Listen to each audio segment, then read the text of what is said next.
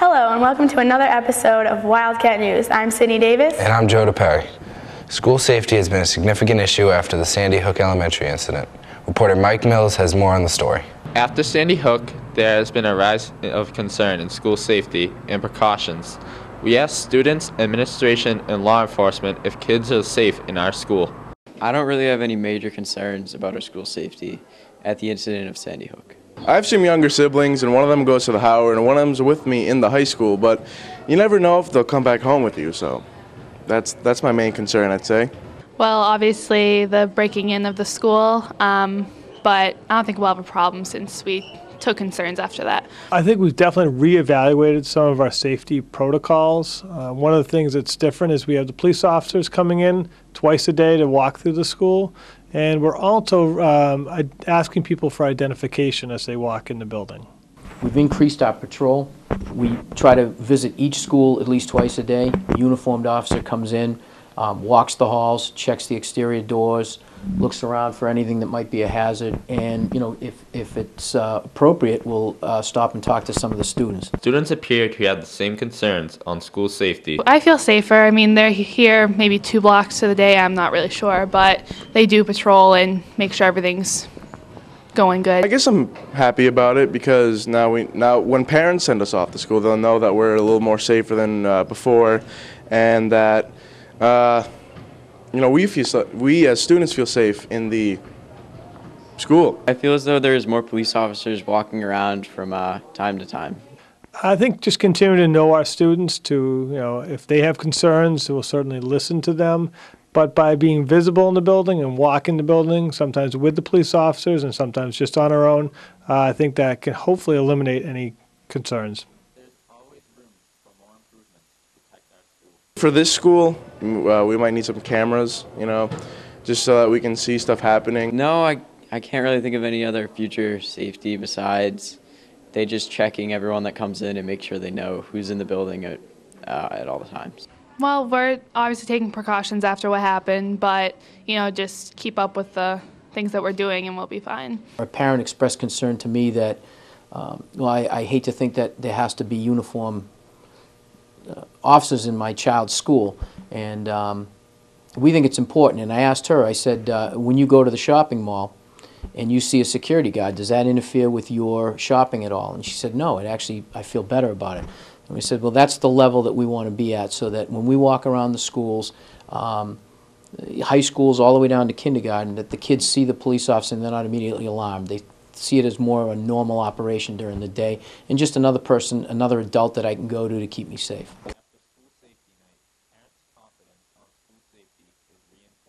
Clearly it's an advantage because it's so close in. As you could see from the demonstration, they were here within 3 minutes, and that's an advantage to our children, so they are safe. Actually, I'm pretty comfortable right now with the safety of the school. I feel really comfortable with the handle of the administration has on the schools, and after hearing the police speak, I feel a lot more comfortable with it. I think the biggest change is that schools are really focusing on the ability to lock the building down quickly and secure the building. I think as we look at the events of Newtown and we try to determine what could have saved some more people there in that tragedy, they're realizing that that building wasn't able to be physically secured as quickly as it could. One of the things that I'm doing right now in our schools is we're actually going around, we're meeting with teachers and we're asking them what would make you be able to secure this room quicker. Whether it's new locking mechanisms, whether it's the way the doors are locked or the way the interior doors are locked. We're going really literally from room to room. We're addressing some of the phones that the teachers have always had with them, and to make sure that they know how to properly get an outside line in case they had to call 911. So I think we're fine-tuning some of our school security that we probably sort of took for granted before the events in Newtown. I feel like they're being proactive, and I think it's great, and it seems like they're a step ahead of others, which can only, in the future make it better for our children. Myself and Chief Clark, the chief is part of the building committee, and he asked me to sit in on it. And right away we saw some things that we were a little bit concerned about. Hardware things, and we were able to get them changed before they're actually implemented. So Having law enforcement personnel as part of the designing group of the school, we were able to say, you know what, maybe that window shouldn't be shaped that way. Maybe it should be shaped a little different way so that if somebody broke it, they couldn't climb through. Well, in the new building, we're going to have an area where when they come in, they'll be able to walk through one set of doors, which will be locked. We'll have to unlock that, and then they'll go into an area where we'll be able to ask for identification prior to them getting into the building, which we think is going to be very helpful. Then we'll buzz them into the main school. The new school is going to be state-of-the-art. It's also going to be state-of-the-art security-wise. And, you know, and it hasn't even been, we haven't even broke ground on it. I'm sure there are going to be security steps that are implemented between now and then, and the design will change to reflect those. Now that there are frequent police patrol on a daily basis, new identification checks, and improved security plans for the new school, parents, students, and staff feel dependable on the school system for their child's safety. Thanks, Mike. The changes in school safety look reassuring and promising. Everybody is buzzing about the freshest face in school, Miss Silva, the new English teacher. Give us a scoop, Sophie. Thanks, guys. Miss Silva was a student at WBHS just 5 years ago, and everybody's excited she's back. I went to high school here in West Bridgewater. She was a great student, an avid learner, great in-class participant, diligent, enthusiastic, intelligent. I had Miss Silva when she was a student here. She was in an Honors Algebra 2 class. She was as good a student as she is a teacher, and she was a pleasure to have in class. I had Miss Silva for 3 out of her 4 high school years. I believe it was maybe 10th grade honors and 11 AP and 12 AP. I looked up to Mrs. Mishley. I took 3 courses with her. I took 2 AP classes and an honors course. I went to college, got an English degree, and part of it was because I did enjoy the English classes here. It's nice to know that when you do something and you work really hard at something that another person can benefit from it in such a way to kind of maybe drive their career decisions. So that makes me feel good that she thought that I did something well enough to want to then kind of give that to other kids too. So Everybody agrees Miss Silva is doing a fantastic job her first year teaching. I like Miss Silva. She's very nice. She's been a great substitute for when I've had her, and she has a fantastic car. Like, her Mustang is amazing. First year here, I think she's catching on fast. I think she's a really nice teacher. She has a nice attitude towards the kids, and she seems to know what she's doing. I like her. She's very nice. She's a good teacher. I think she'll do well. She's doing a great job in SATs. I mean, it's nice to bring a young perspective to it, even though Mrs. Kenrick and myself put the course together and have been teaching it for the last several years. It's nice to get somebody who's been in the college experience, you know, within the last 5 years, as opposed to Mrs. Kenrick and myself, who have been there a lot longer ago. She's right on top of it. She's doing a great job. I think she's doing a great job. Great classroom management. The kids seem to really love her. So far, so good. I'm really proud of what she's done. I think Miss Silva's doing great. She's always got a smile on her face, she's bright, she's bubbly, and if a teacher's facial expression is indicative of how their year is going, their first year, I think that answers the question. Now you know a little bit more about WBHS's newest teacher. Thanks, Sophie. We already love Miss Silva and wish her a successful first year at WBHS. Well, I guess that means it's time for a break, but first, what time is it, Joe? I think it's trivia time.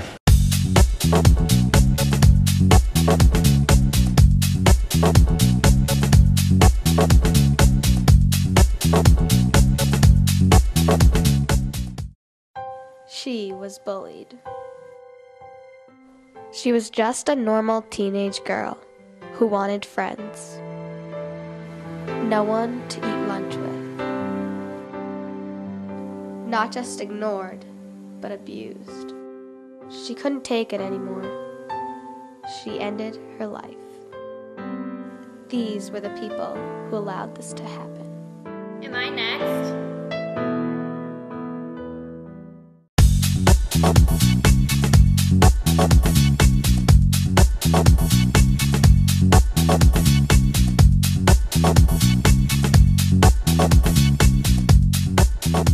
I heard through the grapevine that not too many students like doing community service for National Honor Society, but it is mandatory to do, and if it is not done, there are consequences to pay.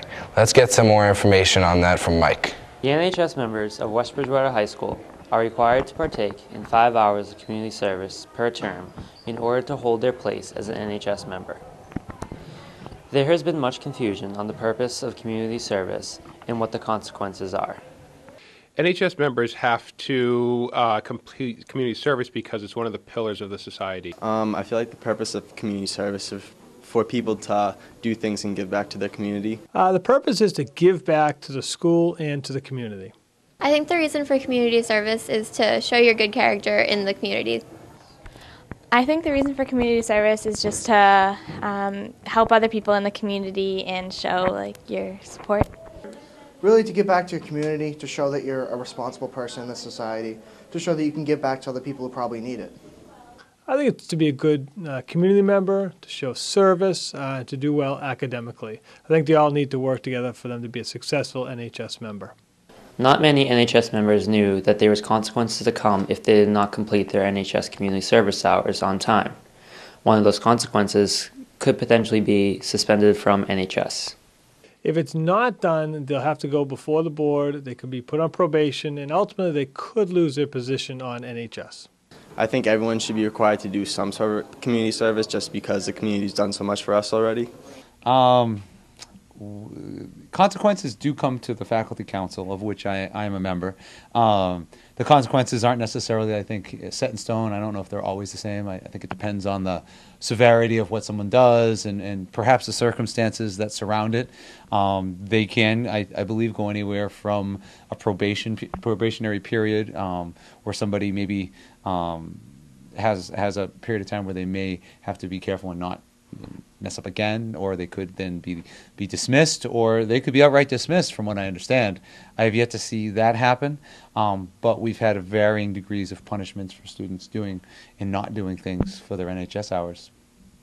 Students in the NHS have goals they need to complete, including scholarship, leadership, and character. Goals of any NHS member should be basically to be as good of a student as possible, to take honors courses and to excel in them, to be a leader for other members of the school, whether it's as a class officer or as a club officer or just walking down the hallway and just helping somebody out. The goals for a member, I would think, might go back to my original idea of what makes someone eligible for NHS, and the fact that I think that achieving a high standard in terms of their grades is certainly important, but I think equally important is their own personal promise and their ability to contribute to the school and to their community, and to show the values that our community of West Bridgewater has. Because I mean, though NHS is something that has a national chapter and is throughout the entire country, we also have localized chapters that I think develop their own standards for character and integrity that's associated with their school. Community service is a mandatory part of being an NHS member, but not everybody likes it. I don't mind community service because it makes you feel good about helping other people.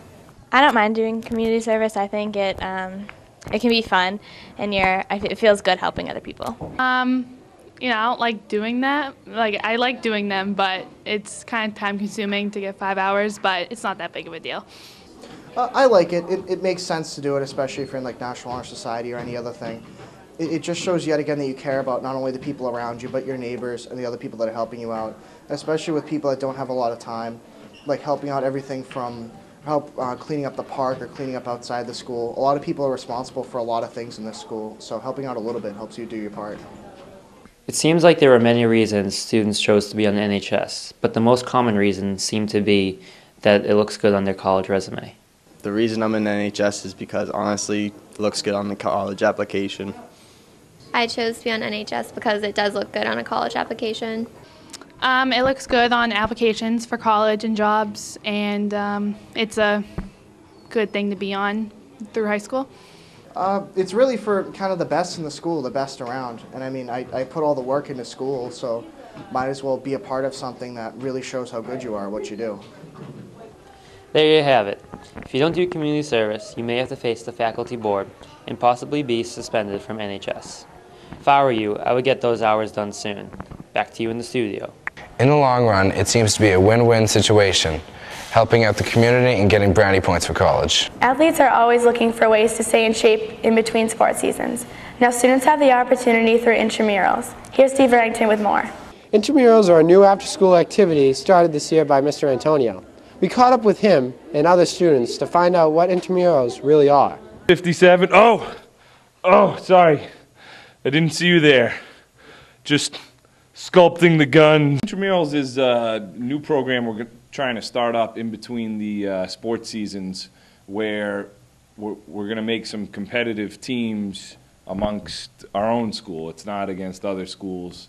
But we'll come in, we'll play for a couple hours after school. The sports we're running right now before the spring season is volleyball, basketball, and if that's not really what you're into, we can get you in the weight room. We have the fitness room open where you can work out on the treadmill, the bikes, lift some weights, do the circuit in here. I don't know if you noticed, I did over 1,000. Most students are aware of what intramurals are. I'm pretty sure intramurals are sports that you can go and volunteer to play. You know, just if you want to get a few games in, playing volleyball or basketball or whatever. Isn't that the sports thing Mr. Antonio is doing after school? Intramurals is just an after-school sports. We pick up teams, little mini tournaments and stuff like that. Intramurals seem like a ton of fun, and the students seem to think that it's reasonably priced too. But for those people that can't afford it, there should be like some kind of exemption. I don't think it costs anything, if I'm correct. I think it costs $15 to play sports for the whole year. Yeah, it costs $15 to play, and it lasts all the way till June, so it's pretty good. Only $15 to do it this time around, and I think we'll take a look at the cost when we run it again next fall.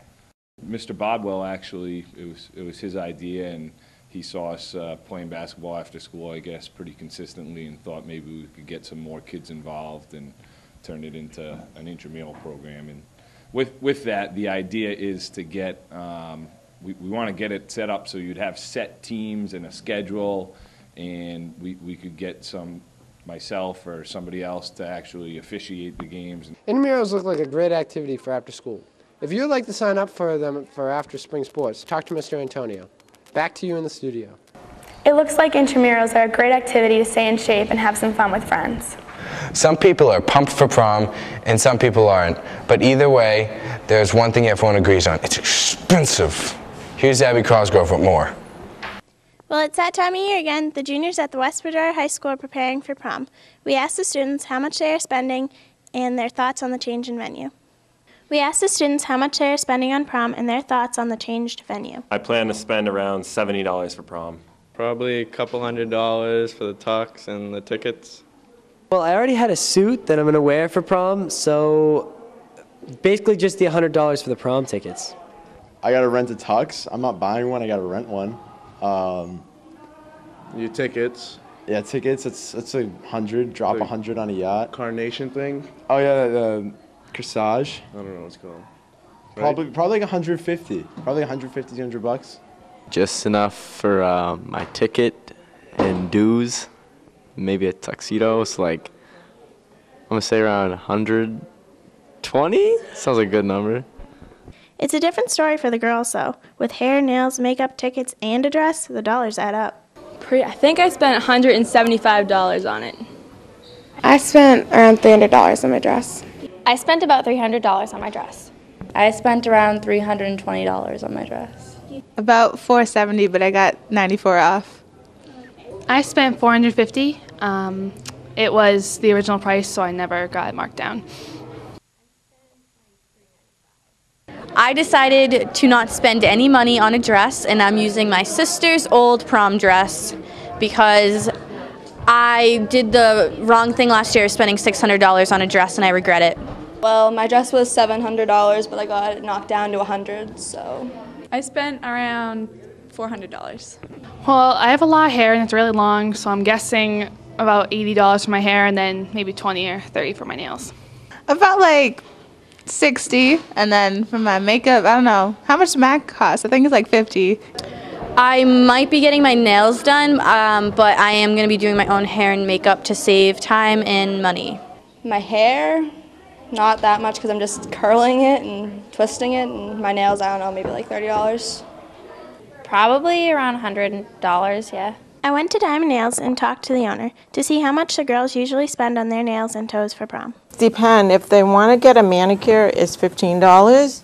If they want to get a fake nails, $30 for the acrylic nails, and the refills is $18. For the pedicures, it's $30, and if you do a toe color change, it's $12. A lot of the girls seem to have spent upwards of $300 on their dress. I wonder if they think they needed to. No, I mean, like, I definitely think I could have found a dress that was, like, not as expensive, but I really liked it, so I was willing to spend it. Probably not, but I did. No, but I love my dress, so it's okay. Having prom at their canoe club this year was a very big decision that everybody had to make. I asked the students whether they thought it was a good change or a bad one. I'm a man of tradition, so I like the old place better, but I don't have any say in it, really. I'm fine with it. I don't know the difference, so it doesn't hurt me. I don't like it. I mean, the whole thing about prom is having the experience of riding in a limo, and if I gotta walk across the street, I'm not buying a limo. That's too much money, you know what I'm saying? Like 2 seconds, so no. But I mean, they have good food, I guess, but it's a nice place, only if it's a little further, you know? I've never seen the canoe club, actually. I like it. The Holiday Inn's like, it's a Holiday Inn. The canoe club's its own thing. It's like special. Sounds classier. Yeah. Along with the students, I asked a few teachers about how much prom was back in their day. I rented one, and the tux thing is one, like, I wish I had bought one, because over the years with weddings and all the formal events you go to, it would have been nice to have one. I think it was about $60. You want to know where I got it? Tuxedos by Marion in Taunton. I think they're still there. I think the tickets were about $50 a piece, so I spent about $100 total. Ooh, you're testing. I'm an old man, so this is a while back. I bet you they were probably $70, $80 for prom tickets. I did, except it wasn't really a limo. It was my old '89 Volvo that I drove myself. I did not. I took my mother's beautiful wood-sided, cream-colored 1987 Buick station wagon, which had a third row of seating in the back. Wow, looks like everybody's going to have to save up for this one.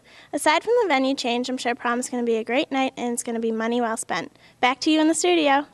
Thanks, Abby. It looks like everybody's going to have to work a few extra hours and save their paychecks, but I'm sure in the end it will all be worth it.